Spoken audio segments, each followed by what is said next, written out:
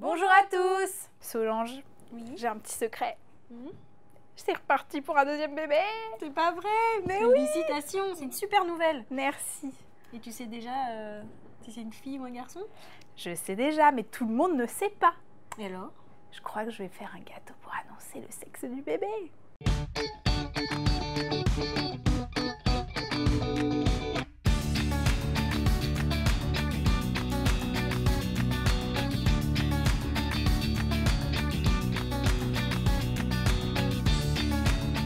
Ce que je te propose, c'est qu'on va faire un gâteau qui aille aussi bien pour les baptêmes et les baby showers. Et ensuite, si on veut ajouter la surprise assez proche de révéler le sexe du bébé, on glisse à l'intérieur un gâteau de la couleur qu'on souhaite. Ça rend le gâteau baby shower qui devient gender reveal cake, puisqu'on annonce le sexe du bébé. Qu'est-ce qu'il nous faut pour ton gender reveal cake? Pour ce gâteau, il nous faudra 2 gâteaux de 18 cm, un blanc et un de la couleur bleu ou rose quoi. Ouais, bleu ou rose, bleu ou rose. Alors moi je vais avoir un petit extraterrestre puisque le nôtre est vert, donc voilà. Et une bonne fournée de glaçage. Pour la déco, il nous faudra 1 kg de pâte à sucre blanche pour cacher le gâteau, de la pâte à sucre rose, de la pâte à sucre bleu pâle, tout petit peu de pâte à sucre marron, un petit peu de pâte à sucre orange et de la gum paste blanche. C'est important d'avoir ce type de pâte, je reviendrai là-dessus après. Des bretzel sticks, mais oui. Et si on a un petit emporte-pièce triangle qui va nous permettre de couper des fanions, c'est super, sinon on les coupe avec un couteau. Bon alors par quoi on commence? Alors, on va commencer par le dressage du gâteau. Pour couper 2 parts égales dans un gâteau, c'est de prendre un plateau tournant, de se mettre à la hauteur où on souhaite couper et de tourner le plateau tournant sans bouger son couteau. Comme ça, ça met une marque à la bonne hauteur partout avant de vraiment couper. Et on voit si on est bien de retour à la même hauteur qu'au départ. Ça a l'air d'être le cas.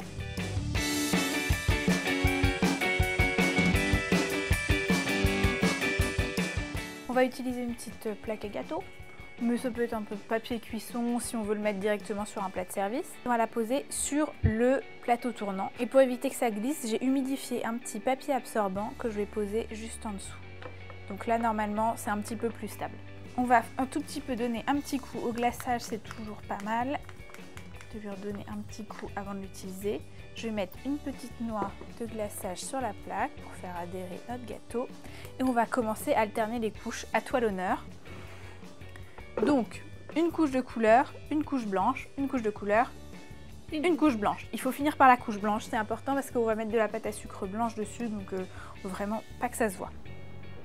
Donc une de couleur, une petite couche assez fine, le but c'est vraiment de coller les gâteaux entre eux. On étale la couche de glaçage sur toute la surface du gâteau. Et donc là maintenant je peux mettre l'autre partie. Ouais, alors on utilise en effet toujours la partie du bas pour le bas du gâteau et on garde la partie bien plate pour le haut du gâteau. Et là donc si j'ai bien compris, on remet un peu de glaçage. Exactement.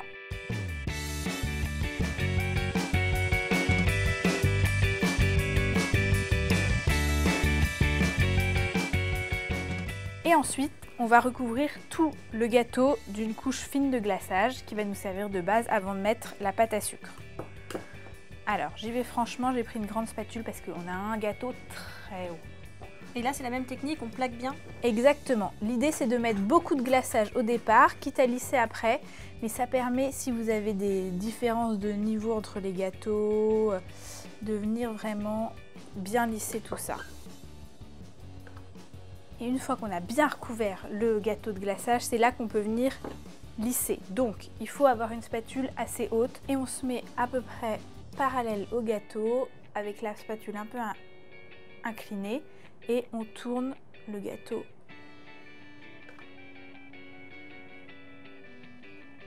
Et une fois que j'ai fait ça, je vais venir plaquer ce qui dépasse sur le haut avec une spatule un peu truelle. Je le rabats en quelque sorte vers l'intérieur du gâteau et à chaque fois que j'ai trop de glaçage, je viens le racler sur le bol. Le but, c'est pas de rajouter du glaçage, au contraire, c'est de venir lisser le plus possible vers l'intérieur du gâteau. Une fois que c'est fait, on n'a plus qu'à faire prendre ce glaçage pendant environ 40 minutes au réfrigérateur et pendant ce temps-là, on va faire les décos. Tu vas nous faire une déco très baby là. Évidemment, très baby. Alors, j'ai pensé faire tout autour du gâteau des petits fanions C'est comme dans les chambres d'enfants, c'est trop mignon. Et j'ai un petit emporte-pièce pour le faire, c'est trop cool. Mais évidemment, on peut le faire au couteau, une ligne, et puis hop, hop, on coupe les petits triangles, c'est un peu plus long, mais ça marche très bien aussi. Et comme c'est une surprise, garçon ou fille, on découpe des petits drapeaux bleu pâle et rose pâle. Comme ça, la déco est neutre. Je vais te laisser faire ça. Et moi, pendant ce temps-là, je vais mettre sur le dessus du gâteau une cigogne qui apporte un petit bébé. Pour faire ma cigogne, j'utilise, très important, de la gum paste. Le problème de la pâte à sucre, c'est que ça s'étale bien, mais c'est pas très élastique, donc on ne peut pas étaler très très fin. Et surtout, ça ne durcit pas vraiment, puisque c'est pour ça qu'on peut quand même couper un gâteau recouvert de pâte à sucre. Alors que la gum paste, c'est pour faire du modelage et ça permet à la pâte de bien durcir. Je vais prendre environ une balle de ping-pong de gum paste.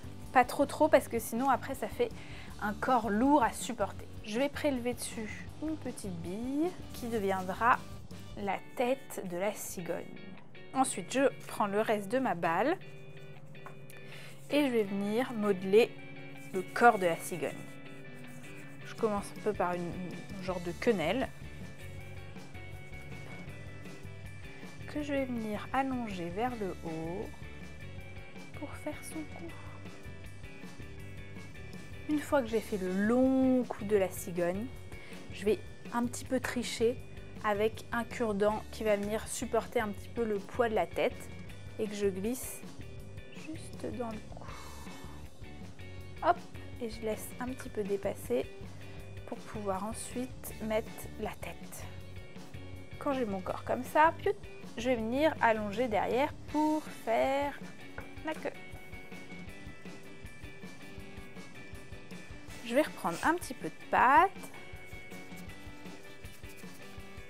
Je prends 2 grosses billes, un peu plus grosses que la tête, et je vais venir faire 2 ailes. Je vais juste piquer un petit peu de mélange sucre-glace qui me permettent d'éviter que ça colle trop. J'étale un petit peu et je prends mes ailes. Et là, pour leur donner un petit aspect plume, je vais venir donner des petites entailles au ciseau. Je vais prendre un peu de colle alimentaire et je vais venir coller mes ailes autour du corps.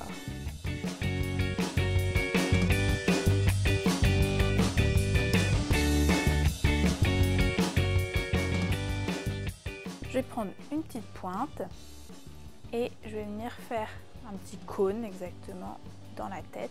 Je lui mets une pointe de colle elle aussi et je vais venir la coller au corps. Ensuite, je prends un petit peu de pâte à sucre orange jaune et je vais venir faire le bec. Si je veux vraiment être puriste, je peux lui faire une petite entaille sur le côté.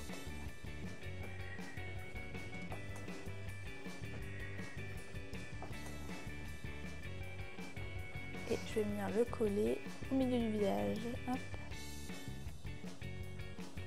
Je vais venir lui mettre 2 petites encoches pour les yeux et je colle par-dessus 2 micro petites boules marron. Il me reste 2 petits détails sur la cigogne. Je vais lui faire quand même 2 petits pieds, 2 petits pieds un peu palmés. Donc je prends 2 petites boules orange que je vais faire un petit peu en triangle comme ça. Et je vais venir faire dans chaque petit triangle 2 entailles. Et je vais essayer d'affiner chaque petite patte un petit peu. On va laisser sécher tout ça. On peut juste préparer avant que la pâte ne sèche trop 2 petites encoches dans le corps de la cigogne et dans lequel on mettra tout à l'heure des bretzel sticks. Donc je peux commencer à faire le trou. Hop. Voilà. Et on va attendre d'avoir le gâteau pour planter le tout. Il me reste un dernier petit détail. Comme j'ai de la gum paste, c'est-à-dire de la pâte très souple, je vais pouvoir faire un petit lange dans lequel on va mettre une petite tête de bébé qui attendra au pied de la cigogne. Et c'est pour ça qu'il me faut absolument de la gum paste, parce que il faut une pâte qu'on puisse étaler très très finement et qu'on va pouvoir modeler comme un petit peu un tissu. Est-ce que pendant ce temps-là, tu me ferais une toute petite tête de bébé avec juste, tu vois, une petite tête rose et un petit crâne de cheveux, mais vraiment où ça dépassera à peine. J'étale très très très finement ma gum paste. Je vais prendre une petite roulette et je vais découper un carré. Hop. Hop. Alors Solange nous a préparé une jolie petite tête de bébé avec une vague mètre de cheveux, comme ça on ne laisse pas apercevoir grand chose. Moi je lui fais un petit corps, mais vague, hein. De toute façon il est caché, mais qui donne une forme à peu près de corps, n'est-ce pas? Et on va venir mettre le tout dans le lange pour envelopper le bébé. Alors on va mettre une pointe de colle maintenant qu'on a vu où on voulait qu'il soit. Allez, on bouge plus bébé. Je peux donner une petite forme de tissu un petit peu plissé partout, tac. C'est vraiment le petit paquet apporté par la cigogne dans son bec. On n'hésite pas à jouer avec la gum paste pour vraiment donner des aspects de plis de tissu. Je vais juste faire une toute petite boule en haut. C'est le petit nœud quoi. Et on va laisser ça sécher à nouveau. Pendant ce temps-là, nous, on s'occupe de notre gâteau. Il faut vraiment beaucoup de pâte à sucre parce qu'on a un gâteau très haut et qu'on veut qu'il soit bien caché. Si on n'aime pas la pâte à sucre, c'est pas grave, on l'enlève à la dégustation. Mais le but, c'est que ce soit beau et que ce soit lisse. Et plus la pâte à sucre est épaisse, plus c'est facile à travailler. Il n'y a pas de risque qu'elle se déchire. Donc je vous conseille toujours de faire de la pâte à sucre épaisse. Contrairement à ce qu'on entend partout quand on est débutant, il vaut mieux faire de l'épaisse. On va poudrer un petit peu. Voilà, exactement. Je vais partir d'une boule. Et l'idée, c'est de faire quelques coups de rouleau. Donc, j'utilise mes avant-bras pour faire tout le poids du corps sur la pâte à sucre. Et dès qu'on a fait quelques petits coups, hop, on vient tourner la pâte à sucre et on lui redonne une petite forme de disque à chaque fois. Et ça permet non seulement d'éviter que la pâte à sucre ne colle au plan de travail, mais aussi de garder une forme de disque. À chaque fois, hop, on repasse les mains en dessous et on est reparti.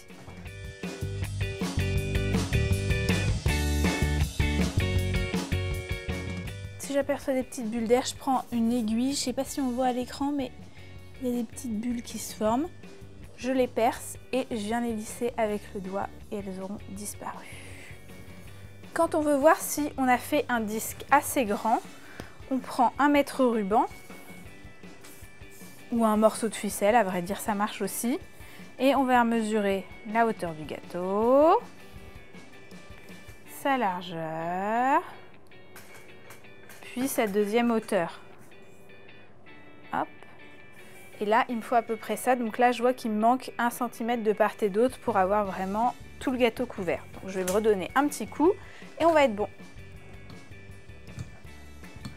Je vérifie une dernière fois que la pâte à sucre ne colle pas au plan de travail. Et je vais utiliser un lisseur pour vraiment bien lisser et faire briller la pâte à sucre. Donc quand je disais épaisse, c'est pas non plus 1 cm, hein, mais là on voit que j'ai bien 4-5 mm. Je mets mes mains bien à plat et je viens glisser la pâte à sucre sur mes avant-bras. Tac. Je vais demander à Solange de me faire glisser le gâteau devant moi. Et surtout, très important, je viens commencer par poser la pâte à sucre au ras du devant du gâteau.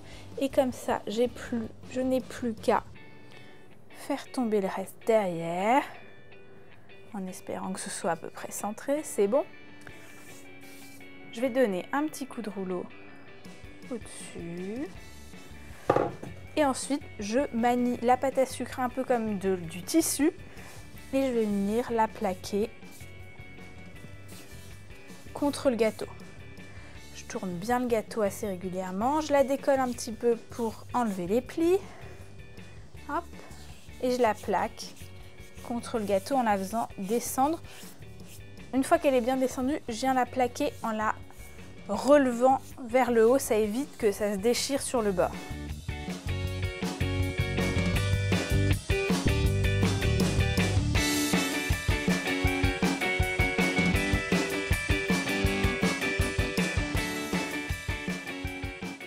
Je vais ensuite prendre mon lisseur et je vais venir vraiment plaquer tout le long du gâteau, surtout à l'endroit des bords. Et j'appuie bien la pâte à sucre pour créer un rebord vraiment en bas, tout en restant bien parallèle au gâteau.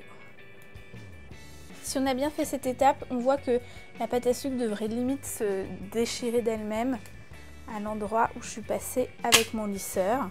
Voilà, j'enlève ça direct. Je nettoie les bords si besoin. Utiliser une spatule un peu truelle pour venir terminer cette bordure bien nette. Bon, maintenant qu'on a fait ça, on va pouvoir installer notre petite banderole. Donc on va les disposer tout autour du gâteau, un petit peu comme des fanions, voilà, des guirlandes de fanions. Autour du gâteau, on peut en faire à peu près 4. Donc en gros, on fait une croix imaginaire et on dit qu'une guirlande part de là à là. Tu vois ? Je vois. On s'est fait une petite croix là avec des pinceaux, c'est pour donner une idée de repère de où commencent nos petites guirlandes. Et on alterne un bleu, un rose bien sûr.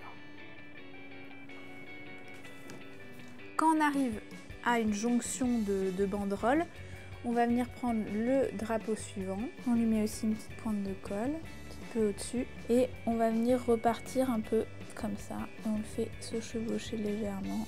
Et on est reparti pour notre inclinaison suivante. Je commence par coller mes 2 petites pattes de cigogne. Alors l'idée c'est que si le gâteau est face comme ça, la cigogne est de côté. Donc je pose mes 2 pattes, je les colle légèrement. Je vais prendre 2 bretzel sticks, je peux un peu enlever le sel si je veux, et je vais faire des pattes de cigogne. Donc je les rentre dans les pattes et dans le gâteau. Dans les pattes et dans le gâteau. Et je vais venir mettre le corps de la cigogne sur les pattes. Et je vais venir déposer le petit paquet bébé au pied de la cigogne. Juste là. Et voilà, on a une petite cigogne qui a déposé un petit bébé.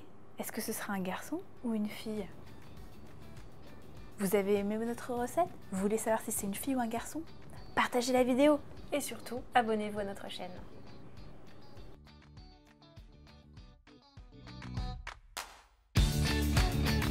Bon allez, je vous avoue, je vais pas avoir un martien.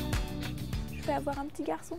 J'ai un peu abusé sur le colorant bleu, mais enfin bon, l'idée c'était qu'on voit que c'était pas du rose quoi.